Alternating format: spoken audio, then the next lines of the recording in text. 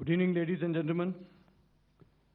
In the aftermath of the cowardly attacks on innocent tourists at Pahalgam in Jammu and Kashmir by Pakistani-sponsored terrorists on 22nd April, the Indian Navy's carrier battle group, surface forces, submarines, and aviation assets were immediately deployed at sea with full combat readiness in concert with the joint operation plan of the Indian Defence Forces. You may be aware that we tested and refined tactics and procedures at sea during multiple weapon firings in the Arabian Sea within 96 hours of the terrorist attack. The aim was to revalidate our crew, armament, equipment, and platform readiness to deliver various ordnance on selected targets precisely. Thereafter, our forces remained forward deployed in the Northern Arabian Sea in a dissuasive and deterrent posture with full readiness and capacity to strike select targets at sea and on land, including Karachi at time of our choosing. The forward deployment of the Indian Navy compelled Pakistani naval and air units to be in a defensive posture, mostly inside harbors or very close to the coast, which we monitored continuously. The Indian Navy maintained seamless maritime domain awareness throughout the duration and was entirely aware of the location and movement of Pakistani units. In effect, we had and continue to have good battle space transparency using our maritime domain awareness grid. As you are aware, our response has been measured, proportionate, non-escalatory, and responsible from day one. Accordingly, the calibrated approach considered all options, including the ability of the Indian Navy for offensive action from and at sea. As part of this escalation control mechanism, the application of force by the Navy was planned in a synchronized manner in coordination with the Army and Air Force, the highlight being teams from the three services working closely in an integrated manner. Along with the kinetic actions by the Indian Army and Indian Air Force, the overwhelming operational edge of Indian Navy at sea contributed towards Pakistan's urgent request for a ceasefire yesterday.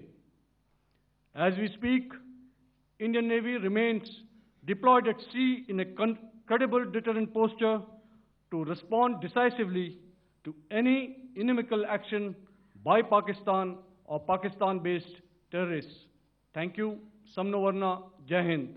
Now I'll hand over to Director General Military Operations for further proceedings. Ladies and gentlemen, on the 10th of May, in the morning, even as we were getting into a huddle to wargame the events of the previous night, a routine exercise, I received a message on hotline from my counterpart in Pakistan seeking my willingness to communicate. Since our initial aim was to strike at terror camps, and all our actions in the subsequent days were in response to the intrusions and violations by the Pakistan Air Force and its army, it was decided that I would indeed speak with my counterpart.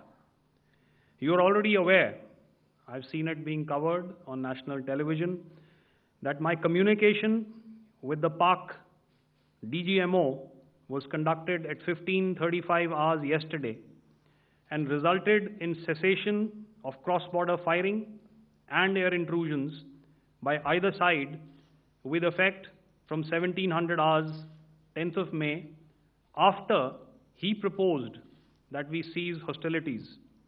We also decided to further speak on the 12th of May, that's tomorrow, at 1200 hours, to discuss the modalities that would enable the longevity of this understanding. However, disappointingly, and must I add, expectedly, it took only a couple of hours for the Pakistan Army to violate these arrangements by cross-border and across the line of control firing, followed by drone intrusions across the expanse of the Western Front through last night and in the early hours of the morning today. These violations were responded to robustly and dealt with as they must be.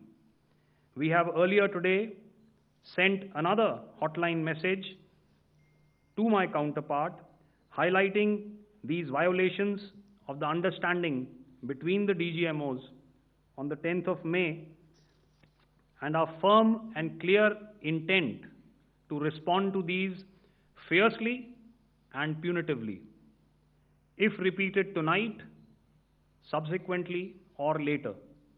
In this regard, I must inform all of you that the Chief of Army Staff has earlier today conducted a security review and has granted full authority to our Army commanders for counter-actions in the kinetic domain in case of any violation by Pakistan. In the end, I pay my solemn homage to my 5 fallen colleagues and brothers from the armed forces and civilians who have tragically lost their lives in Operation Sindoor. Our hearts go out to the bereaved families, and we express our solidarity to them in this lifetime and beyond, at this grave juncture in their lives. Their sacrifices shall always be remembered and spoken of in glowing terms by a grateful nation. We have thus far, ladies and gentlemen, exercised, and my colleague Pramod highlighted this, immense restraint, and our actions have been focused, measured, and non-escalatory. However, any threat to the sovereignty, territorial integrity, and safety of our citizens will be met with decisive force. Jai Hind.